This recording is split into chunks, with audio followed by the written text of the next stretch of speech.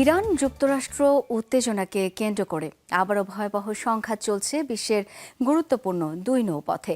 বাব এল মানদেবে একটি কার্গো জাহাজে হুতিদের হামলায় নিহত হয়েছেন অন্তত 6 জন। অন্যদিকে হরমুজ অভিমুখী একটি বাণিজ্যিক জাহাজে ক্ষেপণাস্ত্র ছুড়েছে মার্কিন বাহিনী। চলমান উত্তেজনার মধ্যেই হরমুজ প্রণালীর নিয়ন্ত্রণ যুক্তরাষ্ট্রের হাতে থাকার দাবি প্রেসিডেন্ট ট্রাম্পের।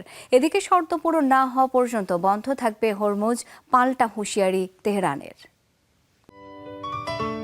সিলন টি রপ্তানিতে শীর্ষে।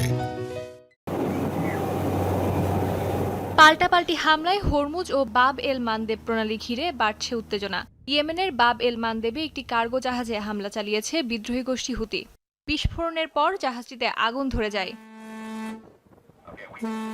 হুতিদের দাবি, সৌদি আরবের সামরিক সরঞ্জাম বহনকারী একটি জাহাজকে লক্ষ্য করে হামলা চালানো হয়, যাতে নিহত হন বেশ কয়েকজন ক্রু। ইরান যুক্তরাষ্ট্র সংঘাত শুরুর পর থেকে বাব এল মানদেবে হুতিদের হামলায় প্রথম প্রাণহানির ঘটনা এটি। এদিকে ইয়েমেনের পরিবহন মন্ত্রণালয় হামলা তথ্য নিশ্চিত করলেও জাহাজটি মিশরের মালিকানাধীন বলে দাবি করা হয়।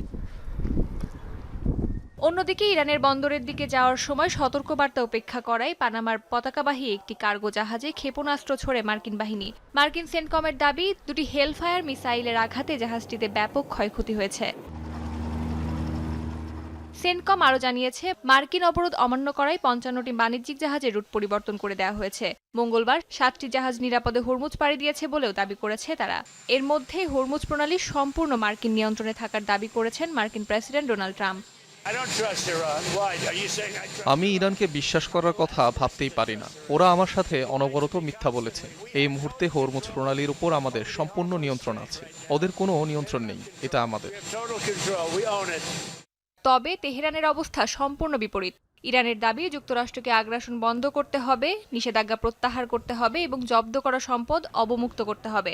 এসব শর্ত পূরণ না হওয়া পর্যন্ত হরমুজ বন্ধ থাকবে। অন্যদিকে বিকল্প নৌপথ ব্যবহারের বিষয়ে ওমানের সঙ্গে আলোচনায় অগ্রগতির কথাও জানিয়েছে তেহরান। অস্মিতা বিশ্বাস, যমুনা নিউজ।